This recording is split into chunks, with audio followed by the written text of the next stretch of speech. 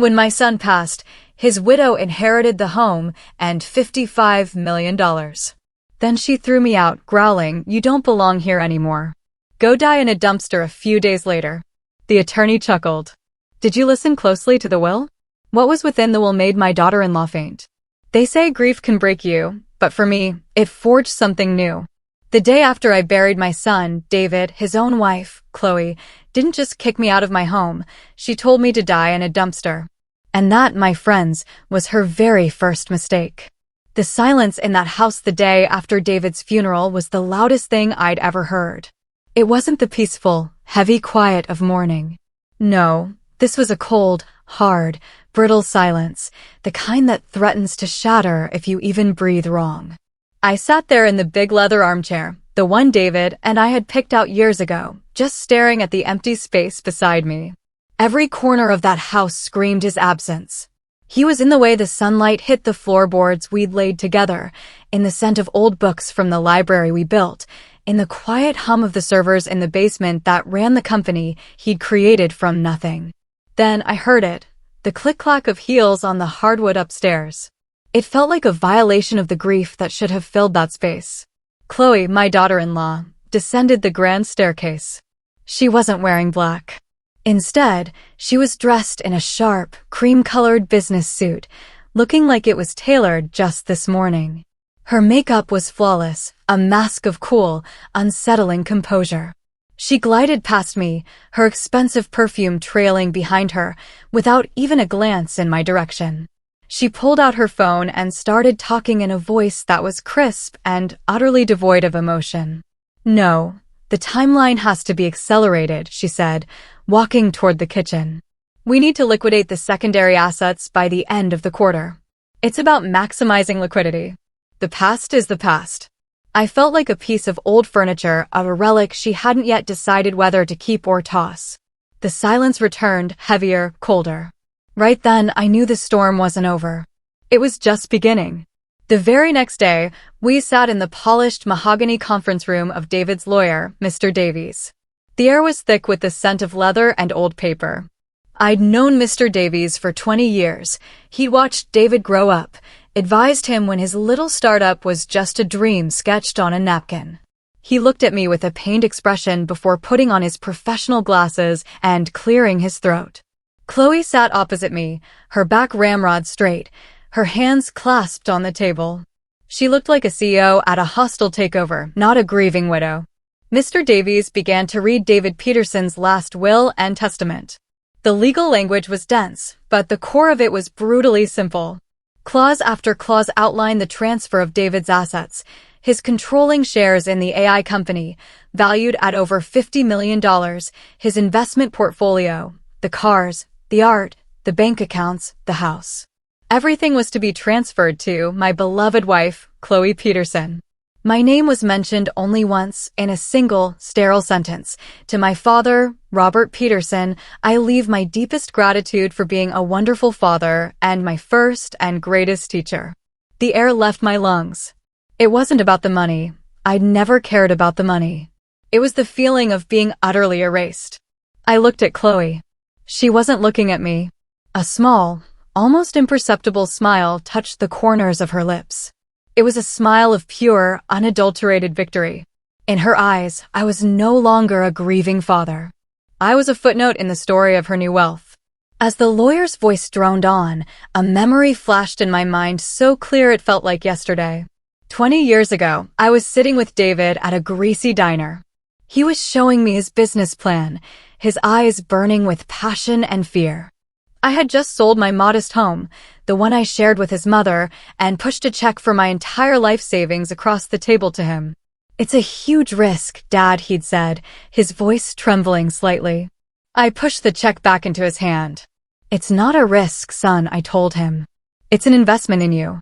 Now, sitting in that cold office, I watched the woman who held that entire investment in her manicured hands, and I saw no trace of my son in her triumphant gaze. The moment we returned to the house, the mask of civility, thin as it was, dropped completely. Chloe walked through the rooms not as a resident, but as an inspector. Her eyes scanned everything with a cold, appraising look. She pointed a perfectly manicured finger at a wall of photographs, pictures of David as a boy, of his mother, of him, and me on fishing trips. All of this has to go, she declared, to no one in particular. It's just clutter. We need a clean, modern aesthetic. She moved to the bookshelf holding David's collection of first-edition science fiction novels, his greatest treasure besides his work. These can be sold. I'm sure they're worth something. Her phone rang, and she answered it on speaker, her voice booming with newfound authority. Yes, it's all confirmed, she said, a laugh in her voice. 55 million, not including the property. I'm the sole owner now. Complete control. She said that last part looking directly at me, a challenge in her eyes. She was marking her territory, making it clear that my time here was over. I wasn't just a guest in my son's home anymore. I was a ghost haunting her new property. And I knew, with a certainty that chilled me to the bone, that she was about to perform an exorcism. For 2 days, I sought refuge in the one place in the house where I still felt my son's presence, the library. It was more than a room, it was a cathedral of our shared history. David and I had built the floor-to-ceiling oak shelves ourselves, our laughter echoing in the empty space as we worked. Every book on those shelves told a story, not just the one printed on its pages, but the story of how it came to be there. A rare copy of Asimov I'd found for his 20th birthday. A signed edition of a new author he discovered and loved. His college textbooks with his notes scribbled in the margins. I spent hours there, running my fingers along the spines, straightening a crooked volume, feeling the quiet hum of his intellect, his curiosity, his soul. It was the only room Chloe hadn't yet touched with her cold, appraising gaze.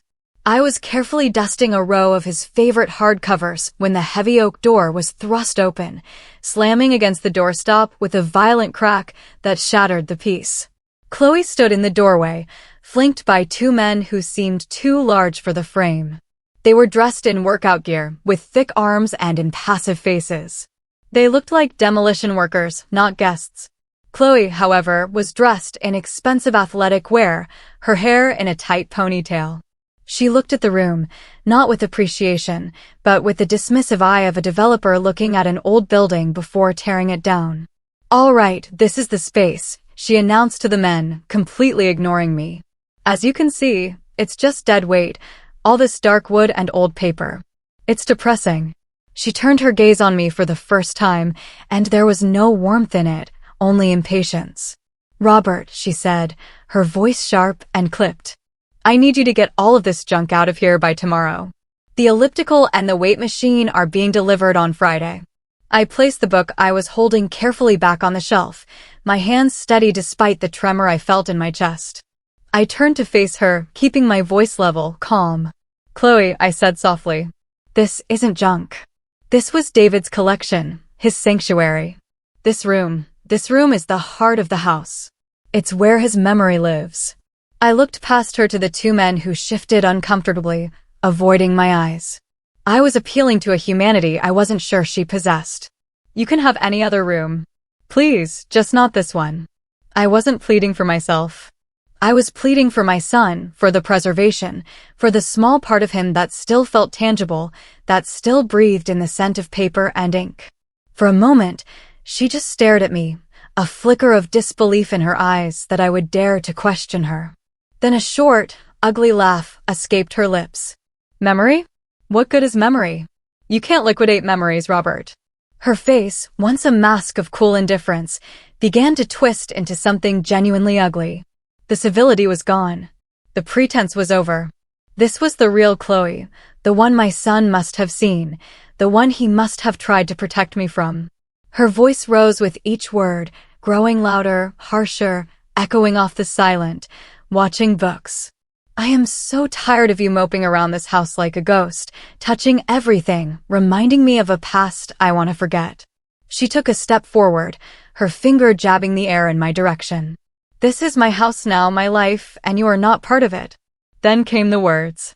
The words that would burn themselves into my mind forever. The words that would become the fuel for everything that came next. "You are not welcome here anymore," she screamed, her face red with fury. "Get out of my house. Go die in a dumpster for all I care. She turned to the two silent giants beside her, her voice dropping to a low, vicious command. Get him out. Before I could react, they moved. One took my left arm, the other my right. Their grips were like iron. There was no malice in their actions, just a detached efficiency, as if they were removing a piece of unwanted furniture. I didn't struggle. The fight had already left me, replaced by a profound, hollow shock. They guided me out of the library, my feet stumbling on the Persian rug. I had one last look at the room, my son's sanctuary, before the heavy oak door was pulled shut with a final, definitive click. The lock turned. I had been expelled from my own son's heart. The heavy front door slammed shut, and the sound echoed not like wood hitting a frame, but like a final judgment.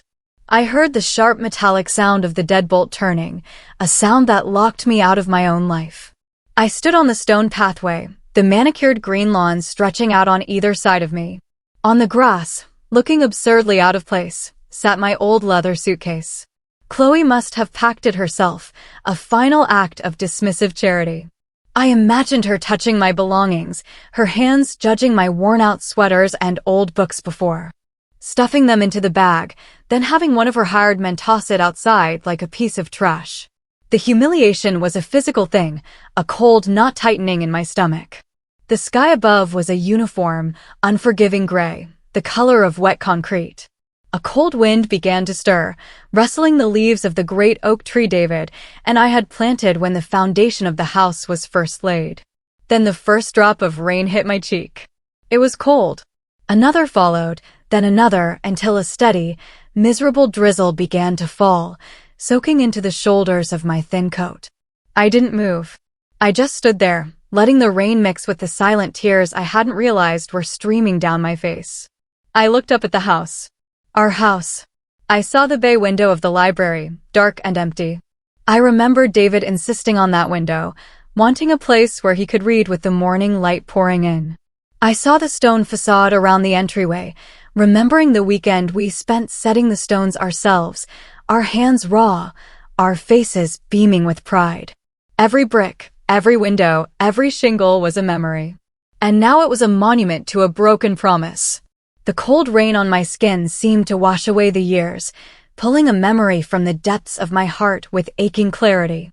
I was suddenly standing in a different yard, in front of a much smaller house, 25 years ago. David was a teenager, all lanky arms and earnest ambition, helping me fix a broken fence post. His hands were clumsy but determined. I remember stopping our work and putting a hand on his shoulder. A man's character isn't what he owns, David, I had told him, the words feeling as true then as they did now. It's what he's willing to protect. His name, his honor, his family. David had looked from our modest little house to the horizon, his young eyes filled with dreams. He had smiled, a flash of the brilliant man he would become. One day, I'm going to build us a great house, Dad, he had said, his voice full of unwavering certainty. A place so big and strong that you'll always have a home. It won't be my house. It'll be our house. The memory faded, leaving behind an ache more profound than any physical blow. That promise, that beautiful, heartfelt promise from a son to his father, that was what Chloe had truly thrown out onto the lawn. That was what she had slammed the door on. The $55 million were just numbers on a page. The house was just wood and stone. But that promise was the sacred foundation of my life, and she had desecrated it. Standing there in the soaking rain, I felt the grief and shock finally recede, replaced by something else, something hard and cold and clear.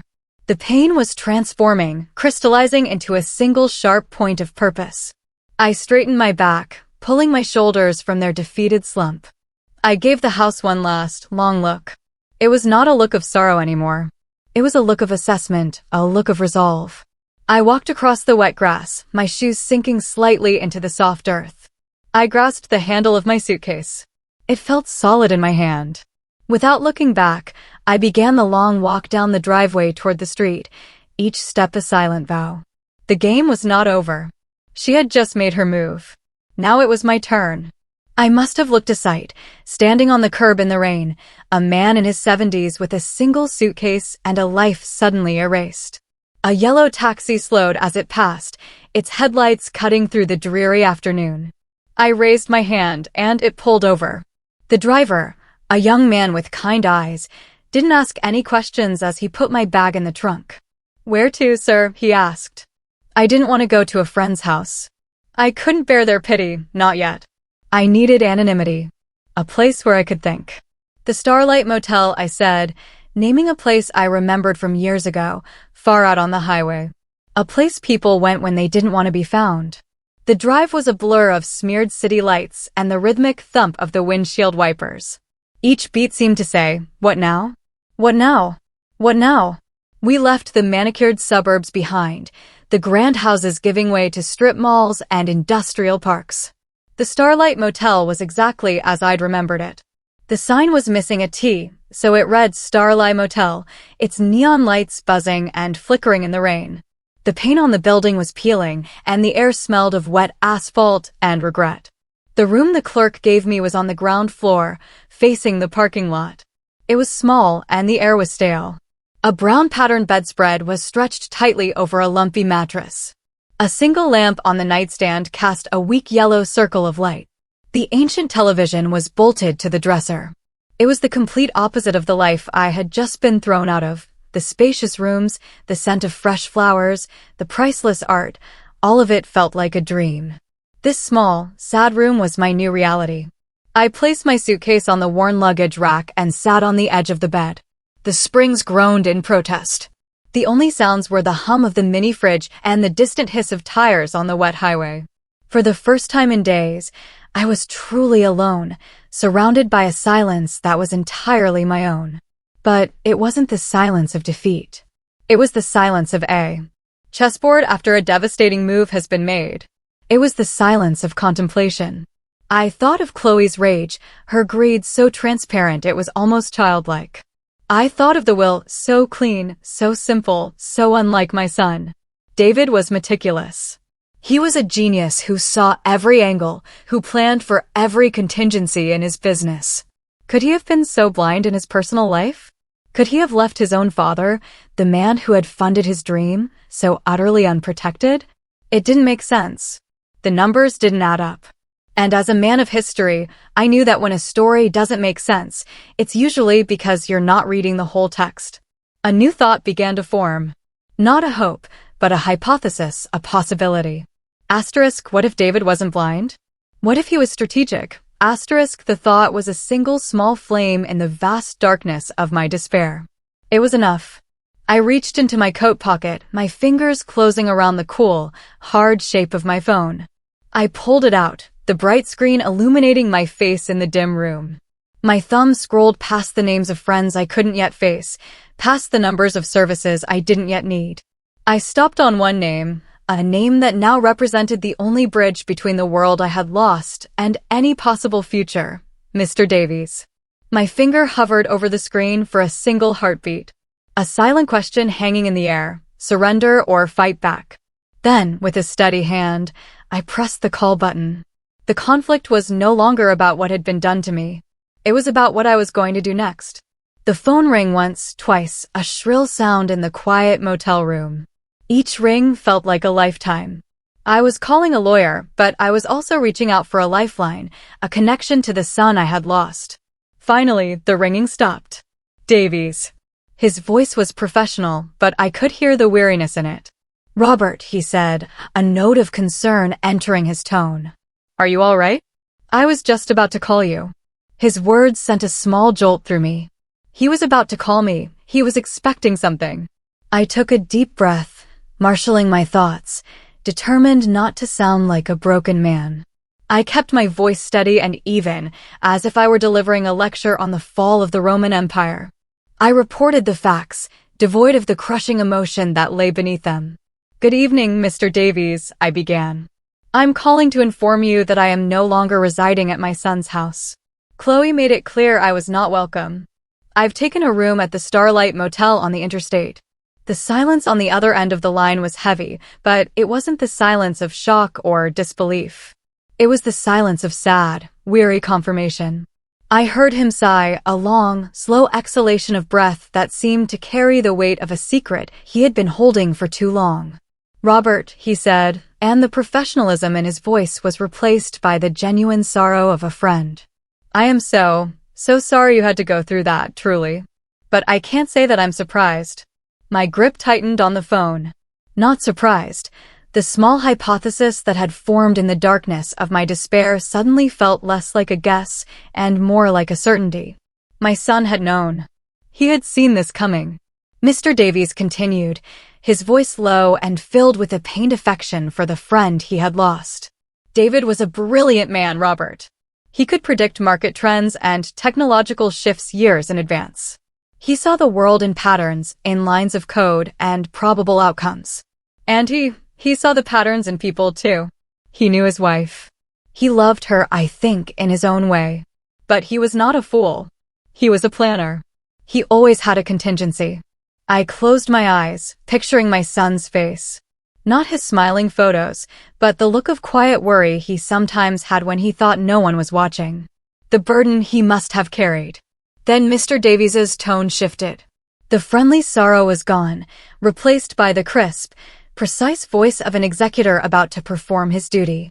"Robert, I'm going to tell you something now that I was bound by my fiduciary duty and my promise to David not to reveal unless a very specific set of conditions were met. By forcibly removing you from the house, Chloe has just fulfilled those conditions." I held my breath. This was it. David left me with a sealed envelope and a list of private, detailed instructions, the lawyer continued. "The will we read in my office the other day? It was not the entire story.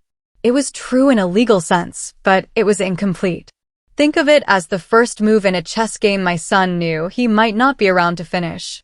I felt a wave of emotion so powerful it almost knocked the wind out of me, grief, sharp and fresh for the terrible knowledge my son had to live with, and an overwhelming, crushing love for his foresight, for his fierce, protective heart that reached out to care for me even from beyond the grave. "What are you saying?" I whispered, though I already knew the answer. Mr. Davies's voice was firm now, a beacon in the storm. "I'm saying there is another clause, a contingency clause, triggered by specific actions." David called it his character test. He wanted more than anything to give Chloe a genuine chance to prove him wrong. He hoped she would choose decency. He hoped she would choose family.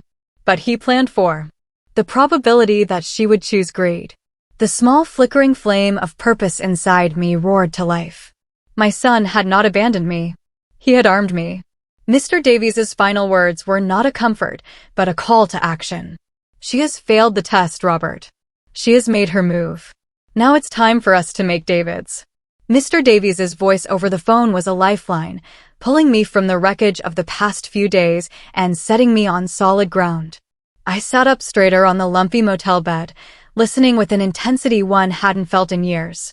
"To understand what David did," the lawyer began, his tone now that of a strategist explaining a brilliant campaign, "you have to understand that he didn't write a simple will. He created a test, an ethical and legal stress test, with his entire fortune as the subject." I could almost see my son in those words, the meticulous planner, the genius who saw every possible outcome. "The document we read in my office," Davies continued, "was the first part of that test. It was the bait. It was designed to give Chloe everything she thought she ever wanted, but it came with a single, almost invisible string attached." He paused for effect. "That string was a legal concept called fiduciary duty. It's a term we lawyers use all the time, and it usually sounds like boilerplate, but David turned it into the entire key to the mechanism." I listened, rapt, as he explained the elegant, devastating simplicity of my son's plan. The will stated that the inheritor, Chloe, was entrusted with the entire Peterson estate, but it also contained one crucial, carefully worded clause. It said she was bound, for a 30-day evaluation period, to a solemn fiduciary duty to protect and uphold the welfare and legacy of the Peterson family. "It sounds like a sentimental phrase, doesn't it?" Davies said, a hint of admiration in his voice, but in the context of a will, it's a legally binding instruction. Family legacy doesn't just mean the money. It means the people, the history, the honor. It means you, Robert. The pieces began to click into place in my mind, forming a picture of my son's incredible foresight.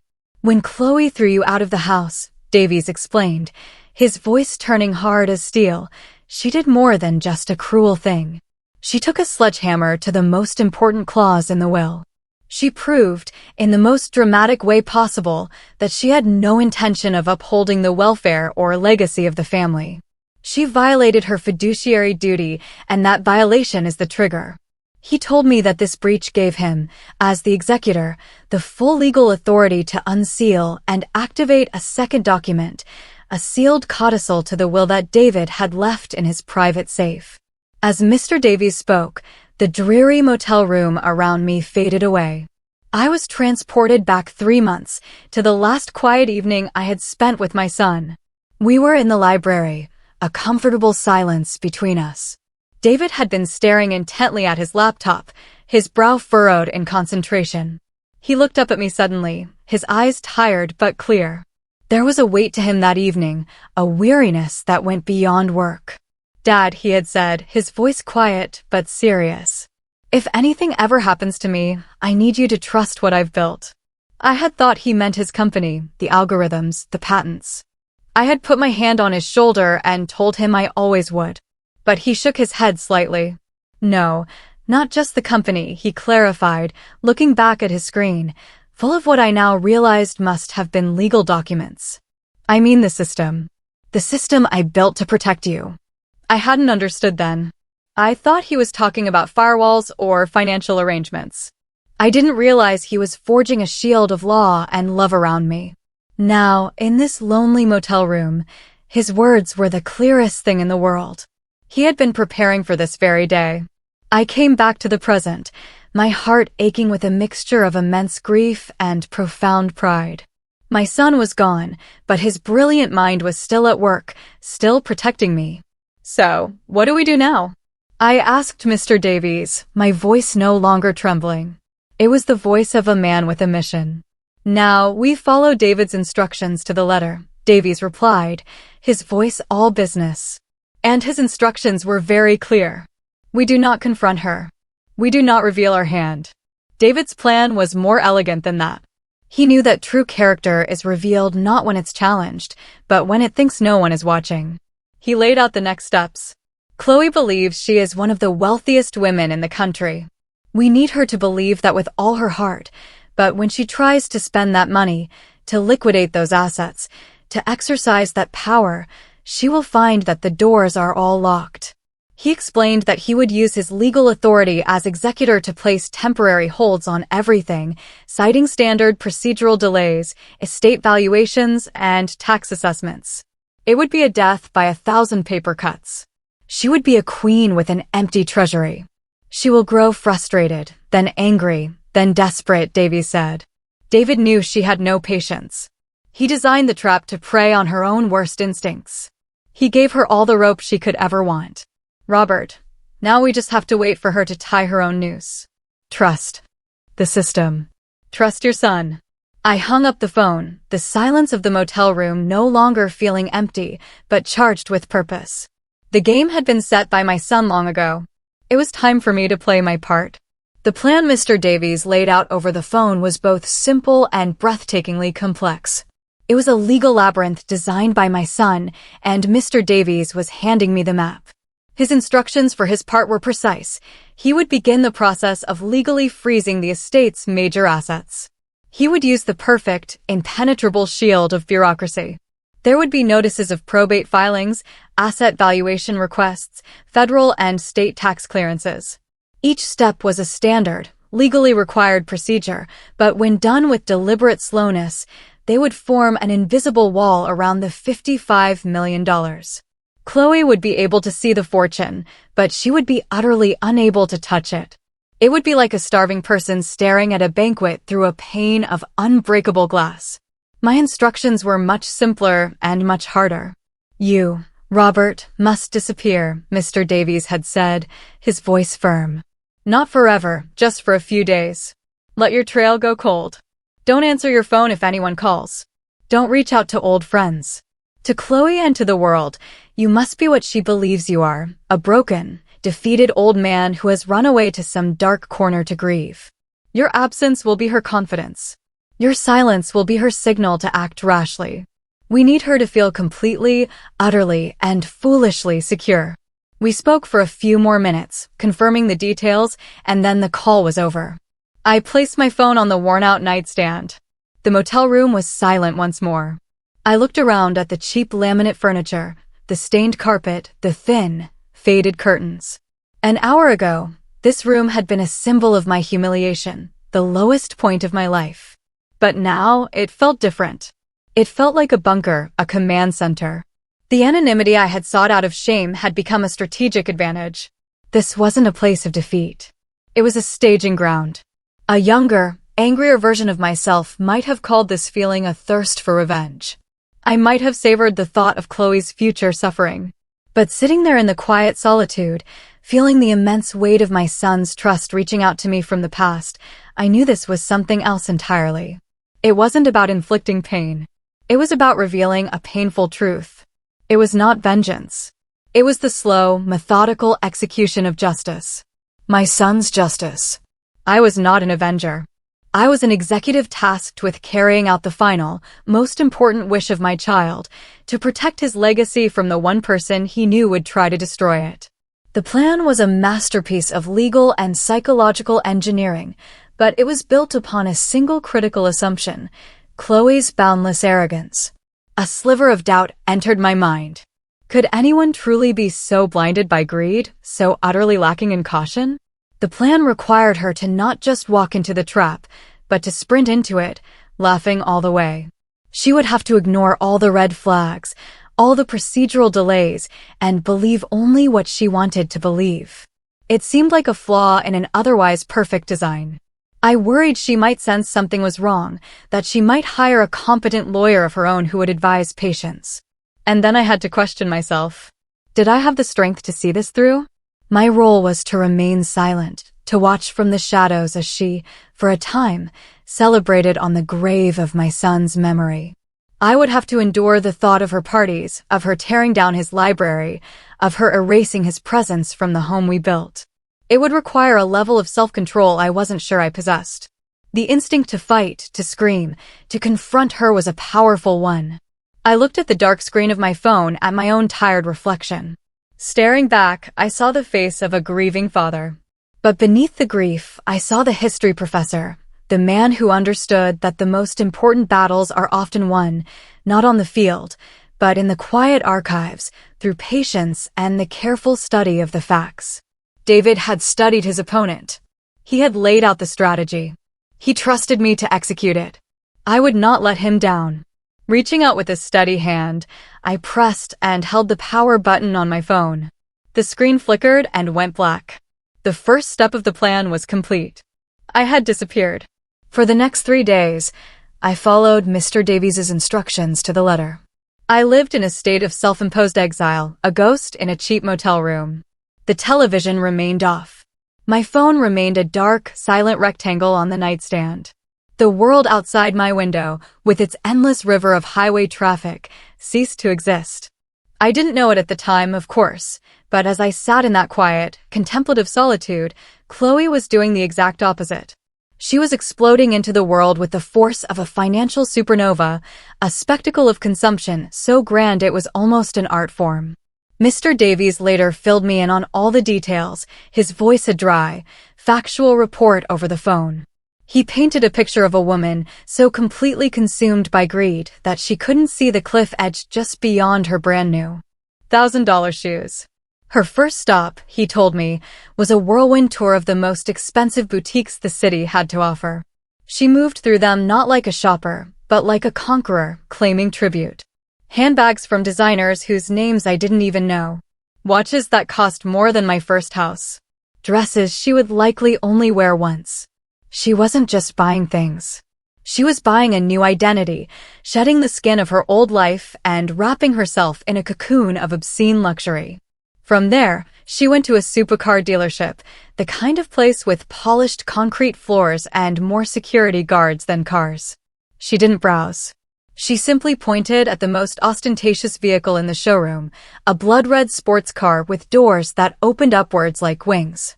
She put down a substantial non-refundable deposit with a flick of her credit card.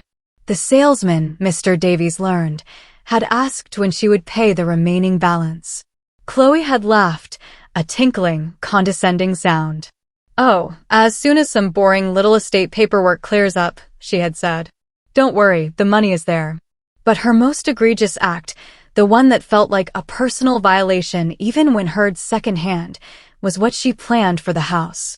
She hired a famous interior designer, a man known for his cold, brutally minimalist style that was the antithesis of the warm, comfortable home David and I had created. He and Chloe had walked through the house, and Chloe had issued decrees like a petty tyrant. The warm oak floors were to be ripped out and replaced with white marble. The comfortable, custom-built furniture was to be sold. But she saved her greatest venom for the library. Mr. Davies's private investigator had recorded her conversation with the designer. "This room," Chloe had said, her voice dripping with disdain, "is a morgue. All these dusty old books and this dark, depressing wood. I want it gutted. I want white walls, chrome, glass, and a personal juice bar right over there." She was pointing, the investigator noted, directly at the spot where David's favorite reading chair had sat for over a decade. She wasn't just redecorating. She was performing a ritual cleansing, systematically erasing every trace of my son and of me. The crescendo of her hubris was the party. She threw a massive, catered affair 3 nights after she had thrown me out. The house was filled with strangers, an entirely new set of friends who had miraculously appeared in her life at the exact same time as the $55 million. Champagne flowed, a DJ played loud, pulsing music, and Chloe held court in the center of it all, soaking in the adoration of her new followers. She was radiant, triumphant. At some point in the evening, Mr. Davies's source told him one of the new friends asked about David's father. Chloe had paused, placing a dramatic hand on her chest, as if the question caused her great pain. "Oh, Robert," she had sighed, her voice carrying across the hushed circle of listeners. The poor dear man. He was just so overwhelmed by everything. The grief, the legal matters. He couldn't adjust to this new reality. She had shaken her head sadly. "I believe he checked himself into a quiet little nursing home up north somewhere. It's for the best, really. He just doesn't belong in this world." Listening to Mr. Davies recount that part, a strange calm washed over me. I felt no anger, no rage. I only felt a profound, cold pity. She was dancing in a house of cards, toasting to a future that had already been signed away. She believed she was the queen of a new and glittering kingdom, never once realizing she was just a temporary actress on a stage my son had so carefully built. And the final act, I knew, was about to begin. The trap had been set, the bait had been taken, and now the walls were about to start closing in. The day after her party was meant to be the first day of her new reign. As Mr. Davies later recounted it to me, Chloe woke up late, the sunlight streaming into the master bedroom she now occupied alone. The house was quiet. The caterers had cleaned up the evidence of the previous night's grand affair. She likely felt on top of the world, a queen in her castle, the undisputed master of a $55 million universe. She decided to begin her day and her new life with an act of casual, triumphant consumption. She drove David's luxury sedan, a car she now considered hers, to a chic downtown cafe after a brief, satisfying stop at her new favorite jewelry store. It was there, surrounded by the quiet clinking of porcelain and the murmur of the city's elite, that the first crack appeared in the foundation of her perfect world. After ordering a ridiculously expensive coffee and a pastry, she presented her new black credit card, the one linked directly to the main estate account. The barista swiped it. A moment passed. He swiped it again. A small, polite frown appeared on his face. "I'm sorry, ma'am," he said, his voice low enough to avoid a scene. "It's been declined." Chloe laughed, a sound of pure disbelief. "That's impossible," she said, her voice a little too loud. "Try it again." He did. The result was the same. Annoyance flickered across her face, replaced by a flash of embarrassment as she noticed a woman at a nearby table glance over. She handed him a different card, also linked to the estate. It, too, was declined. Flustered, she paid with the last of the cash in her designer handbag and retreated to her car, her face a mask of cold fury. She immediately called the private banking line. The representative who answered was impeccably polite, which only seemed to fuel her anger. "Yes, Mrs. Peterson," the banker said after a moment. "I see the issue. There appears to be a temporary procedural hold placed on all accounts associated with the Peterson estate." Chloe's voice was sharp. "A what? I am the sole beneficiary. That is my money. Remove the hold immediately." There was a soft electronic shuffling sound on the other end of the line. "Ma'am, I'm afraid I can't do that," the banker said, his voice still maddeningly calm. "The request was filed this morning by the executor of the estate, Mr. Davies. It's a standard hold pending a full asset valuation for probate court. My hands are tied." Chloe sat in her car, the engine silent, and stared at the glittering storefronts. For the first time, a cold tendril of real fear snaked its way into her heart. She drove home, her mind racing. When she walked through the front door, her phone was ringing. It was the celebrity interior designer. His voice, usually so fawning and effusive, was clipped and annoyed. "Chloe, darling," he said, dispensing with pleasantries. "There's a bit of a problem.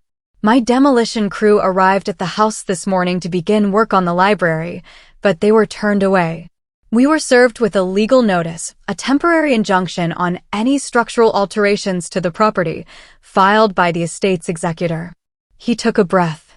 "My crew bills by the hour, darling, and right now they are billing me for doing absolutely nothing.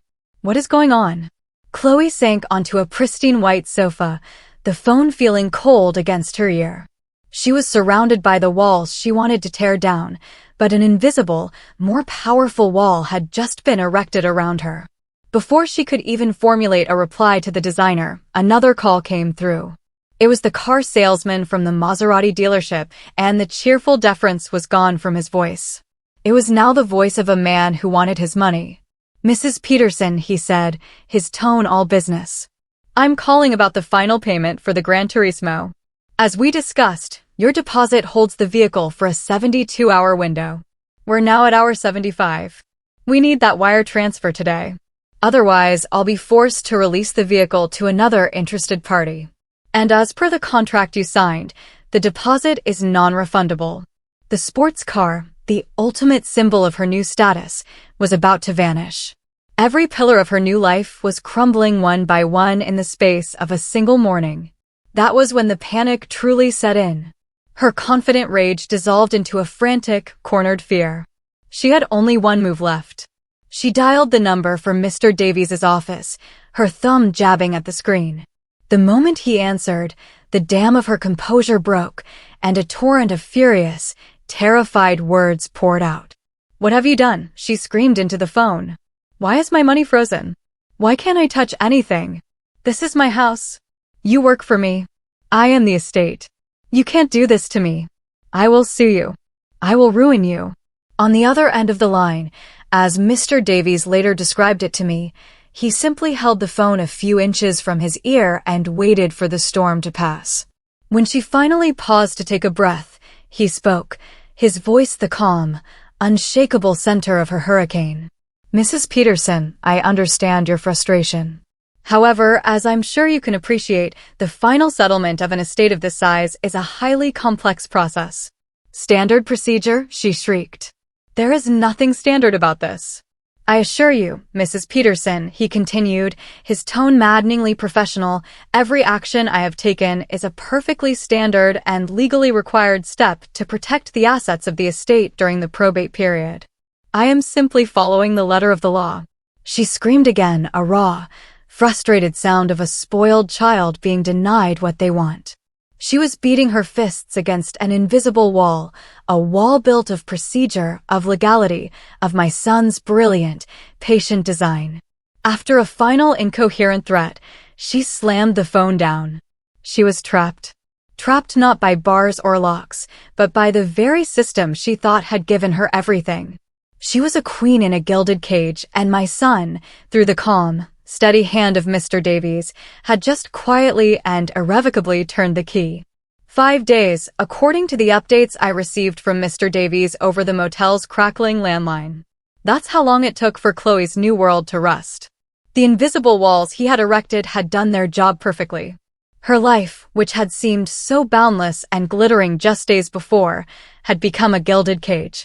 The unpaid invoices from the party caterers and the DJ were now arriving with angry red notices demanding immediate payment. The interior designer had sent a scathing email and a bill for his wasted time.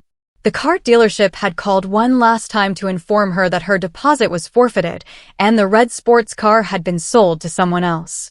Her new wealthy friends, the ones who had toasted her name with her own champagne, suddenly became impossible to reach. Her calls went to voicemail. Her texts were left unread. The silence in that vast, empty mansion must have been deafening. She was the queen of a paper kingdom, and a slight breeze had just blown it all away. Her first reaction, Mr. Davies's investigator reported, was a frantic, desperate search for me. The power dynamic had flipped so completely it was almost poetic. The woman who had ordered me to go die in a dumpster was now scouring the city for the very man she had discarded. Her desperation, I imagine, was fueled by a last flicker of her arrogance.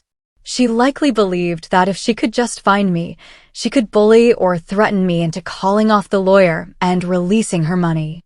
She drove to the homes of my old friends, men and women she had always treated with dismissive contempt, but at every door she was met with polite, firm denial. "I'm sorry, Chloe, we haven't seen Robert. No, he hasn't called." Each closed door was another reflection of the one she had slammed in my face. She, the new millionaire, was the one being turned away. She, the master of the house, was the one who was no longer welcome. By the afternoon of the 5th day, her anger had burned itself out, leaving behind only the cold, gray ashes of desperation. Every avenue was a dead end. Every call was a failure. She was utterly and completely powerless. There was only one place left to go, one person left to appeal to. She had already tried screaming at Mr. Davies. This time, she would have to try a different tactic, humility, or at least a performance of it. As she made her way to his downtown office, stripped of her bluster and bravado, she must have felt the true weight of her situation for the first time. She was a $55 million heiress who couldn't afford to pay a parking meter. And that is what led her finally to the quiet, wood-paneled waiting room of Davies, and Finch. Mr. Davies had called me at the motel that morning. His voice was calm, but I could hear a note of finality in it. "Robert," he had said simply, "it's time. I think she's ready to listen." He had sent a car for me, and I had put on my best suit, the simple navy one I had worn to my son's wedding. I had been sitting in that waiting room for about an hour, not with anxiety, but with a profound sense of calm. I was not a victim waiting for an apology. I was a father about to carry out his son's final wishes. I was reading a book on Roman history, the familiar weight of it in my hands, a comforting anchor. The door to the waiting room opened softly. I didn't look up immediately. I finished my paragraph first, then slowly I lowered my book. She was standing there, hesitating on the threshold. She looked nothing like the conquering queen from the will reading or the raging fury from the party. Her expensive clothes were wrinkled. Her perfect hair was in disarray, and her eyes were wide with a fear she could no longer conceal. She looked lost and small. Her eyes scanned the room, likely looking for the receptionist. And then they found me. They locked onto my face. And in that instant, I saw it all happen. The confusion, the shock, and then the dawning, sickening horror of comprehension. The realization that this wasn't a series of unfortunate bureaucratic mistakes. It wasn't a problem that could be fixed. It was a plan, a meticulous, perfectly executed plan. And the quiet, insignificant old man she had thrown out into the rain like a piece of trash was sitting at the very heart of it. I watched the cascade of emotions ripple across Chloe's face. It happened in a fraction of a second, but for me, it felt like an eternity. First, there was simple confusion. the kind you see when a familiar room has been inexplicably rearranged. Then a flash of pure, undiluted shock as her brain finally processed the impossible fact that the ghost she had exorcised, was sitting right there in front of her. And finally, that shock curdled into a deep, primal fear. The look of a chess player who has just realized they have been in checkmate for the last 5 moves. The desperate pleading speech she had likely rehearsed all the way to the office died on her lips. The arrogance, the anger, the fury, all of it evaporated, leaving behind a raw, trembling panic. "Robert," she whispered, her voice barely audible. Then, as if remembering the role she was supposed to play, she tried again, forcing a term of affection that now sounded like a curse. "Father," she stammered, taking a hesitant step into the room. I've been looking for you everywhere. I was so worried." The lie was so transparent, so pathetic, that it was almost pitiful. She was trying to rewrite the history of the last 5 days in a single desperate sentence. She was trying to pretend she was a concerned daughter, not a failed tyrant. I simply looked at her. I did not smile. I did not frown. I offered her no anger to fight against, no pity to cling to. I said nothing. In that moment, I understood that silence was the most powerful tool I possessed. There were no words that needed to be spoken. My silence was a mirror, and in it she was forced to see the reflection of her own cruelty, her own greed, her own choices. It was a more damning accusation than any shout, any accusation, any teardown could ever be. She crumbled under the weight of that quiet gaze. Her eyes darted around the room, looking for an escape, for someone to rescue her from the uncomfortable truth. "I didn't mean for it to happen," she continued, her voice cracking, the words tumbling out in a disorganized plea. They got out of hand. The pressure. I wasn't thinking." Her voice trailed off. She could see it in my eyes. She knew that I knew. The performance was over. Just as the silence stretched to its breaking point, the door to the main office opened. Mr. Davies stood there. He was dressed in a dark, conservative suit, his face a perfect mask of professional gravity. He did not acknowledge Chloe's distress or her stammered apologies. He simply looked at her, then at me, his gaze communicating a deep and somber understanding. "Chloe, Robert," he said, his voice calm and steady, cutting through the tension like a blade. "If you'll please join me in the conference room, we can begin." He held the door open. I closed my book, placing it carefully on the end table beside my chair. I stood up, my movements slow and deliberate.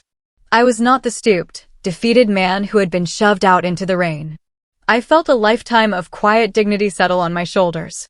I walked towards the conference room. After a moment's hesitation, Chloe followed. She was no longer a queen leading a procession. She was a defendant being led to the dock. The 10 steps from the waiting room to that conference room felt like a multitude.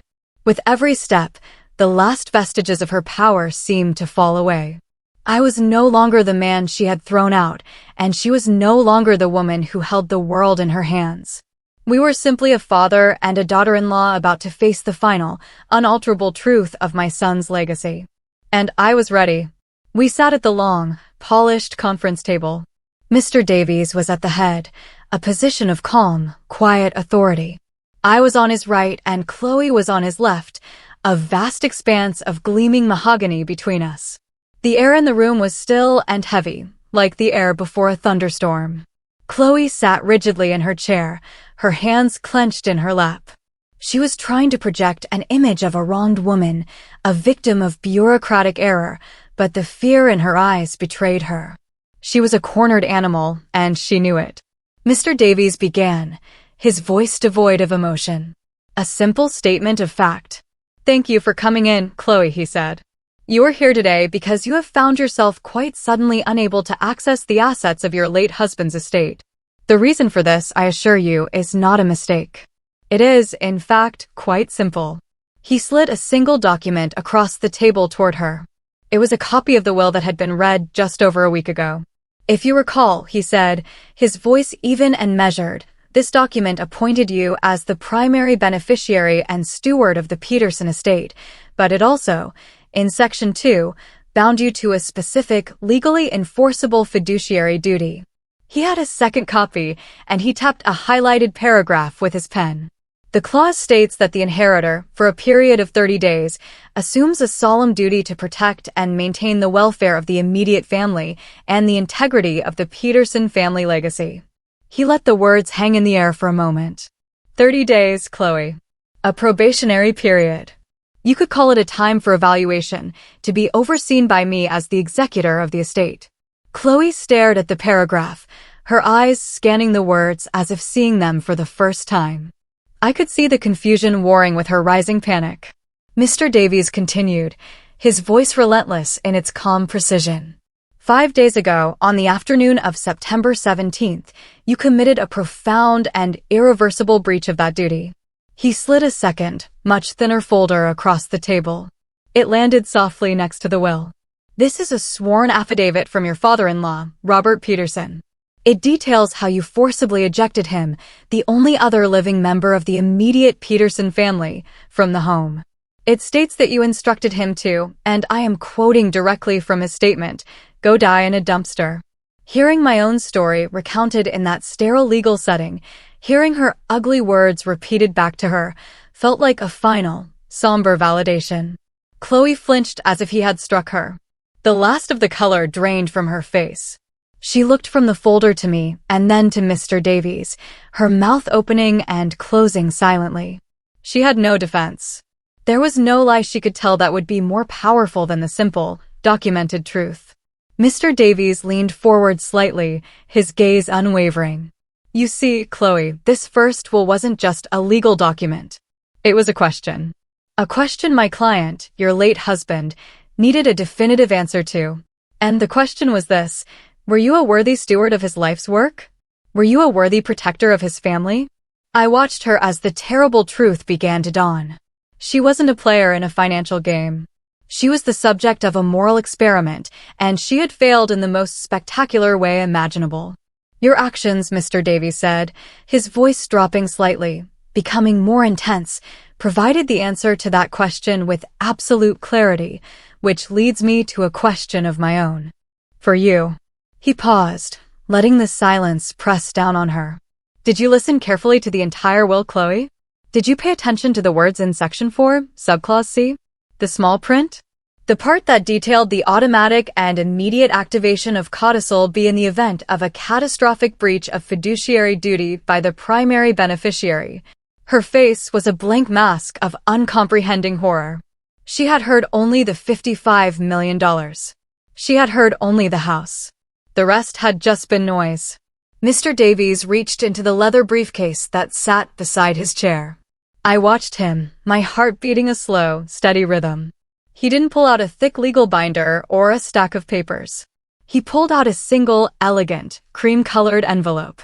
It was sealed with a circle of dark blue wax, impressed with the Peterson family signet ring, the one I had given David on the day he graduated from college. The lawyer placed the envelope in the exact center of the polished table. It sat there, a quiet, unassuming object that held the power of an earthquake. Chloe stared at it as if it were a venomous snake. Mr. Davies folded his hands. This codicil, Chloe, legally voids the document we read last week in its entirety.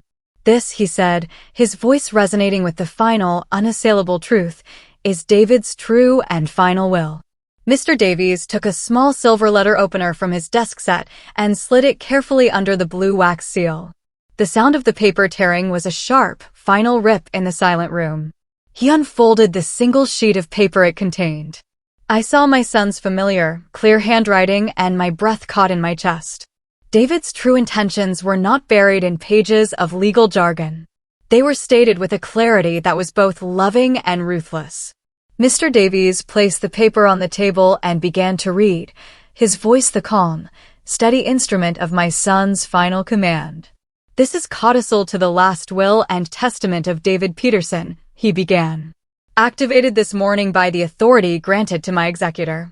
It hereby renders all previous versions of this will null and void. The disposition of my estate is as follows. He looked directly at Chloe, whose eyes were wide with a terror so profound it seemed to have stolen her breath. 1. Davies read, all my assets, without exception, including all shares in Peterson AI, all financial portfolios, and the residential property at 114 Willow Creek Lane, are to be transferred immediately into a newly formed irrevocable trust to be known as the Peterson Legacy Trust. He paused, letting the weight of the words sink in. 2. The sole trustee, manager, and administrator of the Peterson Legacy Trust will be my father, Robert Peterson. I felt an immense, humbling weight settle on my shoulders. A duty, a purpose. 3. Davies continued, his voice unwavering. The primary mission of this trust will be to fund and oversee the David Peterson Tech Scholars Foundation, a charitable entity dedicated to providing technology and engineering education and scholarships to underprivileged children, a cause my son cared about deeply. And then he came to the final provision. He looked at Chloe once more before reading it. 4. To my wife, Chloe Peterson, the trust will provide a monthly stipend of $2,000. He let that number hang in the air, a pathetic fraction of the millions she had tasted. This stipend is contingent upon her maintaining verifiable full-time employment. She will be permitted to reside rent-free in the guest cottage on the property. Any violation of these terms or any decision to cease working will result in the immediate and permanent termination of all financial support. It wasn't a punishment of pure poverty. It was, in its own way, so much worse for her. My son wasn't leaving her to starve. He was sentencing her to a life of ordinary, honest work. A life of responsibility, the very kind of life she had married him to escape. The color had completely vanished from her face, leaving a pale, waxy mask. She shook her head, a tiny, almost imperceptible motion, as if trying to physically deny the reality of the words she was hearing. The $55 million empire, the sports car, the parties, the power, it had all been a fantasy, a week-long dream from which she was now having the cruelest awakening. As Mr. Davies neatly folded the single sheet of paper and placed it back in its envelope, the finality of the moment struck her. A small, choked gasp escaped her lips. Her eyes rolled back in her head, and with a soft sigh, she slumped sideways out of her chair and collapsed onto the thick carpet in a dead faint.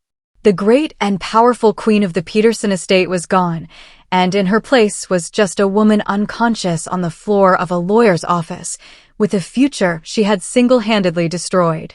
My sons will have been done. 6 months passed. 6 months in which the world for me was not just rearranged, but reborn. The silence of the motel room was replaced by the chaotic, wonderful noise of creation.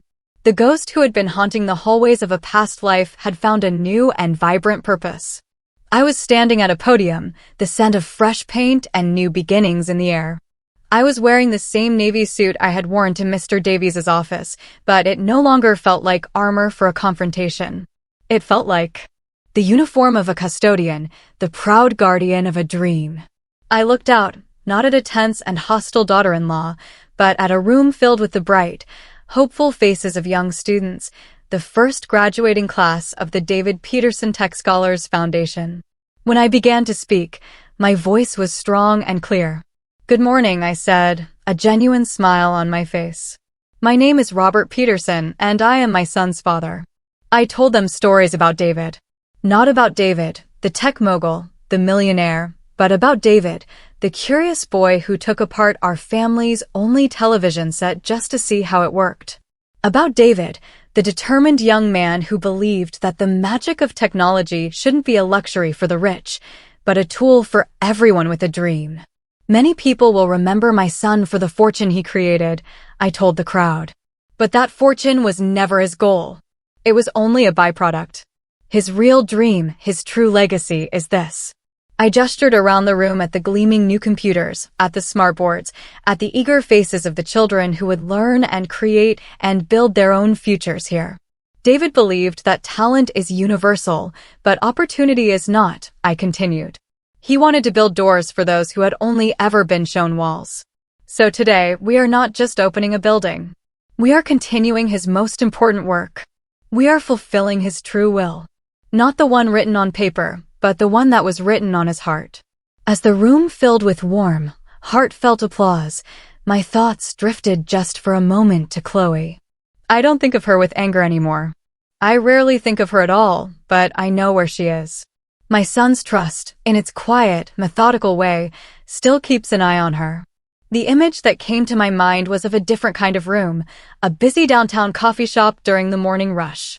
Chloe was behind the counter, wearing a simple green apron with her name on a plastic tag. Her hair was pulled back, and her face was bare of the expensive makeup she used to wear. She moved with a practiced efficiency, frothing milk, calling out orders, wiping down the counter. She looked tired, the kind of tired that comes from standing on your feet for 8 hours. A customer was rude to her, complaining that his latte wasn't hot enough. I saw a flicker of the old fire in her eyes, a flash of indignation, but it vanished as quickly as it came, replaced by a weary resignation. "I'm very sorry, sir," she said, her voice flat. "I'll make you a new one." She had been sentenced to a life not of poverty, but of consequence, a life of ordinary, honest work.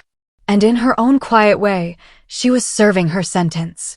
A young girl no older than 14 tugged on my sleeve, pulling me back to the present. She pointed excitedly at her computer screen, showing me a simple line of code she had written that made a cartoon dog wag its tail. Her eyes shone with pride and discovery. I smiled, a real smile that reached my own eyes. My sons had created 2 new realities. For Chloe, a world of quiet consequence. For me, a world of noisy, chaotic, wonderful purpose. Justice, I finally learned, isn't always found in a dramatic courtroom showdown. Sometimes it's in the quiet, steady, everyday work of building something better, in the very space where something was broken. The library is my office now. My son's favorite room is no longer a silent sanctuary of memory, but the bustling heart of his living legacy. The dark oak shelves are still here, but now they share space with whiteboards covered in plans and ideas. The air, once thick with the scent of old paper, now buzzes with the energy of a brighter future. I often sit at his old desk in the evening after the small, dedicated staff has gone home. On the corner of the desk is a photograph of David, taken on a hiking trip years ago. He is grinning, the sun in his eyes, the whole world at his feet. I look at it and I feel no sorrow, only a quiet, profound pride. Justice, I've come to realize, isn't always a loud and thunderous affair. It doesn't always come with a gavel strike or a shouted verdict. Sometimes justice is the quiet, satisfying click of a well-laid plan falling perfectly into place. My son didn't leave behind a pile of money. He left behind a legacy of passion and the belief that one person's success could be used to build a ladder for others. My purpose, my great honor, is to ensure that legacy breathes and grows every single day. In fulfilling my son's true will, I did more than just reclaim a house. I reclaimed myself. I found a reason to get up each morning that was bigger than my grief. I found my way back to the man my son always knew I was. This story reveals that the most profound justice is often silent and strategic, not loud and vengeful. True strength lies not in immediate emotional reactions, but in patience and foresight. David's ultimate victory wasn't in punishing his wife, but in protecting his true legacy, one of purpose and charity over personal wealth. It teaches us that our real inheritance is the positive impact we create and the values we uphold. The most powerful response to arrogance is not anger, but the quiet execution of a well-laid plan that reestablishes order and honors what truly matters. Thank you for listening to my story. It has taught me that sometimes the most powerful action isn't a furious shout, but a quiet, carefully calculated move on the chessboard of life. I wonder, what would you have done if you were in my shoes, standing there in the rain, everything stripped away? Let me know in the comments below. I really want to hear your thoughts.